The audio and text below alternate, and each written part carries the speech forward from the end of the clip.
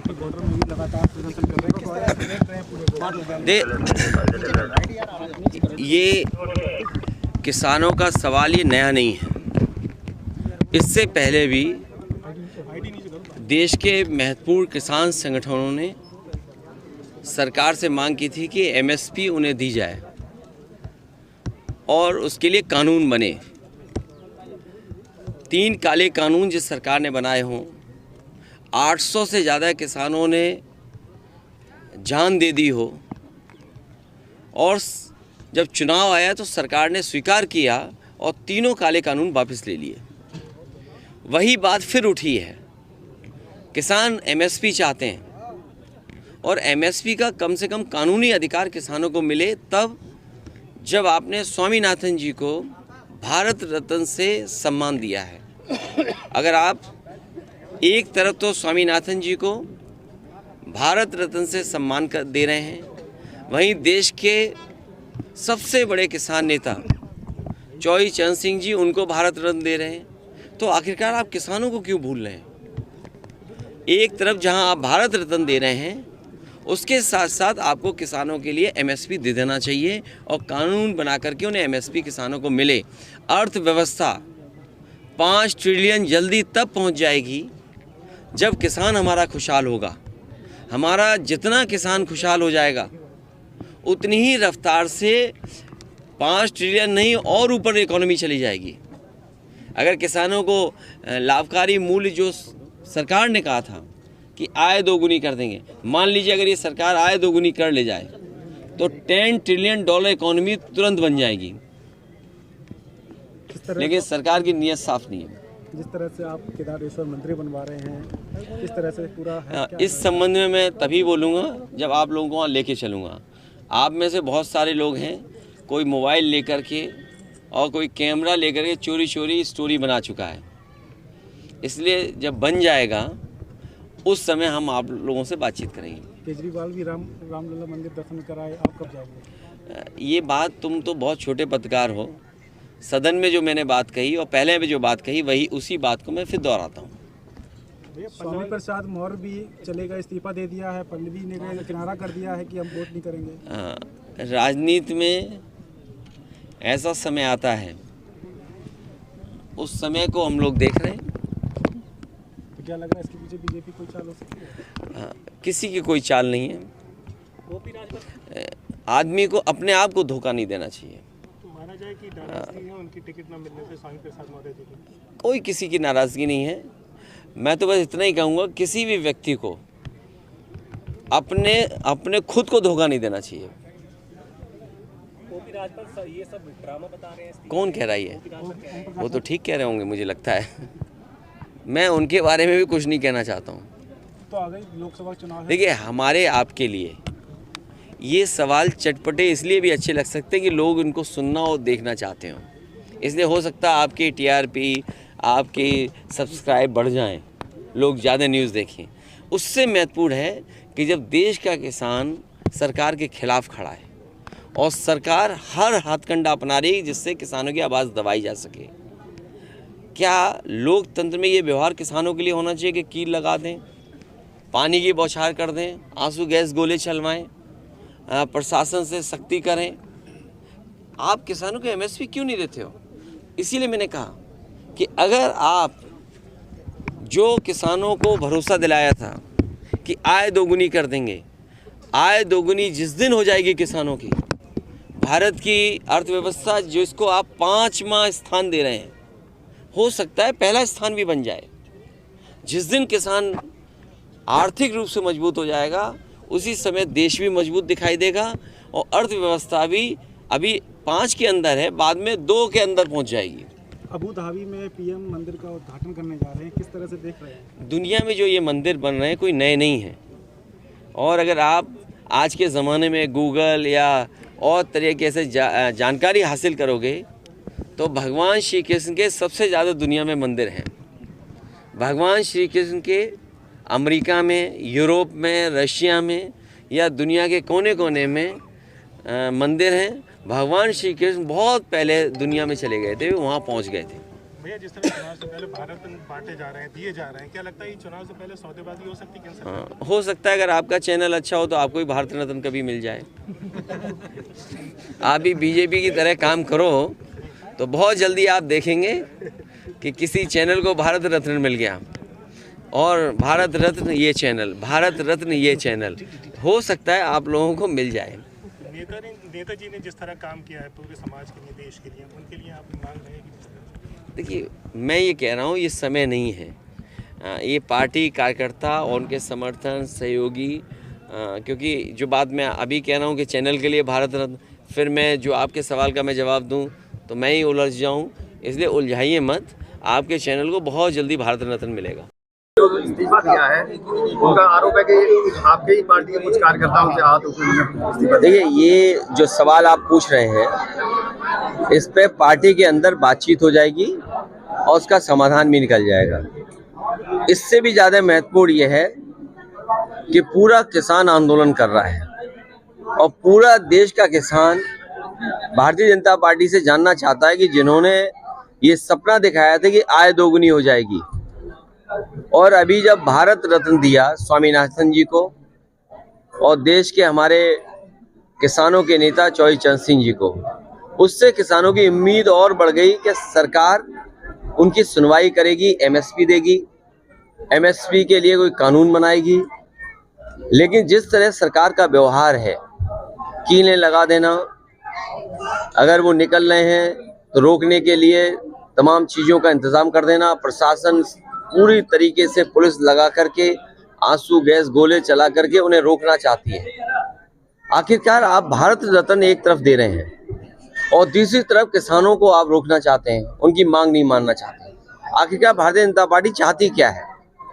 जो लोग सपना दिखा रहे हैं कि 5 लाख ट्रिलियन डॉलर की इकोनॉमी बन जाएगी, सच्चाई ये है कि किसानों की आय दोगुनी अगर हो जाए तो आपकी 5 ट्रिलियन डॉलर नहीं, हो सकता है 10 ट्रिलियन डॉलर इकोनॉमी भी बन जाए। और जो लोग ये कहते हैं कि हमारी दुनिया में 5वीं अर्थव्यवस्था बन गई है, ये 5 से दूसरे नंबर में भी पहुंच सकती है अगर ये सरकार किसानों को एमएसपी दे दे और किसानों की आय दोगुनी कर दे। अध्यक्ष जी, कल पल्लवी पटेल ने कहा है कि पीडीए ने 3 लोगों का राज्यसभा टिकट घोषित किया, जिसमें जया अमिताभ बच्चन, आलोक रंजन और रामजीलाल सुमन जी। देखिए, क्या पीडीए का मतलब अल्पसंख्यक महिला नहीं हो सकती थी? क्या पीडीए का मतलब पिछड़ा महिला नहीं हो सकती थी? भारतीय जनता पार्टी से और भारतीय जनता पार्टी के लोग पीडीए से घबराए हुए हैं। भारतीय जनता पार्टी के लोग पीडीए से घबराए हुए हैं। जहां तक हमारे सहयोगी दल की बात है, मैं उम्मीद करता हूं कि पीडीए की लड़ाई को वो मजबूत करेंगे। और जहां तक पार्टी के निर्णय का सवाल है, आने वाले समय में तमाम सीटें आ रही हैं। अभी तो एमएलसी आना है, फिर राज्यसभा आना है, फिर एमएलसी आना है, तो ये पीडीए की लड़ाई कहाँ कमजोर हो रही है? लेकिन पल्लवी पटेल ने तो आपको पीडीए का वोट नहीं करेंगे। देखिए, पीडीए का साथ आना, पीडीए के साथ सबको एक साथ लग जाना, ये बड़ी लड़ाई है और ये बड़ी लड़ाई कोई आसानी से नहीं जीती जा सकती है। बड़ी लड़ाई में बहुत लोगों का साथ चाहिए होगा। पल्लवी पटेल कह रही हैं कि स्वामी प्रसाद मौर्य लगातार मेरे संपर्क में है। अरे कौन मायने निकाला जाए? अरे मैं, तुम क्यों ऐसी बात कर रहे हो? अगला भारत रत्न किसी चैनल को भी मिलेगा। जी, मैनपुरी में लगातार अभी कुछ दिनों से सांड के हमलों में 5 किसानों की मौत हुई। मैं अपने पत्रकार साथियों से कहूंगा, अगर अब वो बजट पढ़ेंगे तो इन सरकार ने मुख्यमंत्री योजना चलाई है जिसमें रखवाली करना चाहते हैं किसानों के खेतों की। मुख्यमंत्री खेत सुरक्षा योजना, अगर कोई इसको अनकोड करे, मुख्यमंत्री खेत सुरक्षा यही है कि सांडों से सुरक्षा करना, तो 50 करोड़ में सांड से कैसे सुरक्षा हो जाएगी? और फिर पूरे उत्तर प्रदेश में कोई दिन नहीं जाता है जिस दिन इन जानवरों की वजह से किसी की जान न जा रही हो। ये सवाल कई बार विधानसभा में उठाए, लेकिन सरकार इस समस्या का समाधान नहीं ढूंढ रही है, और तब नहीं ढूंढ रही जब देश के प्रधानमंत्री जी ने कहा था कि 15 दिन के अंदर छुट्टा जानवरों की समस्या का समाधान हो जाएगा। आप लोकसभा चुनाव कहाँ से लड़ने वाले हैं? आप कहाँ से लड़ने वाले हैं? बहुत जल्दी और सूची भी आ जाएगी आपके सामने। आजमगढ़ की चर्चा बड़ा जोरों पर। रायबरेली से सोनिया गांधी ने लड़ने से मना कर दिया है। तो ये पार्टी की उनकी अपना फैसला है, हमारी पार्टी का अपना फैसला होगा। कांग्रेस का एक मजबूत गढ़ माना जाता है रायबरेली और अमेठी, लेकिन अब नहीं, मजबूत गढ़ तो नहीं है। ये सही है कि वो उनकी ट्रेडिशनल सीट है और कांग्रेस की सीट ही मानी जाती है। समाजवादी पार्टी ने हमेशा उस सीट पर कांग्रेस का ही सहयोग किया है। मंदिर का उद्घाटन करेंगे, क्या कहेंगे? उसमें क्या कहना, वहाँ की सरकार ने बुलाया है, वहाँ के लोगों ने बनाया है, और हमारे भारत का, और भारत में हर जगह भगवान के मंदिर हैं, कौन सी जगह नहीं है, और दुनिया में फैले हुए हैं। यूरोप में चले जाएं, अमेरिका चले जाएं, भगवान कृष्ण के न जाने कितने मंदिर आपको मिलेंगे। यूरोप में मिल जाएंगे, रशिया में मिल जाएंगे, अबू धाबी और आसपास भगवान कृष्ण के मिल जाएंगे। तो ये कोई आज से थोड़ी मंदिर बन रहे हैं, जाने कब से बन रहे हैं। और अगर आप जानकारी करेंगे, बहुत सारे लोग भारत से प्रभावित होकर के दूसरे देशों से भारत आए शांति की तलाश में, जीवन का मतलब समझे उसके लिए। बीटल्स के बारे में सुना होगा, जिस समय वो पीक पे थे अपने, उस समय भारत में ही आए और कई आश्रम में रहे और भगवान कृष्ण के शरण में भी रह गए। तो ये भारत हमारे धर्मों का देश है, लेकिन हमें विवेकानंद जी को याद रखना चाहिए। स्वामी विवेकानंद जी ने कहा कि हमारे देश में धर्म की कमी नहीं है, धर्म बहुत है, लेकिन रोटी कब मिलेगी और रोजगार कब मिलेंगे।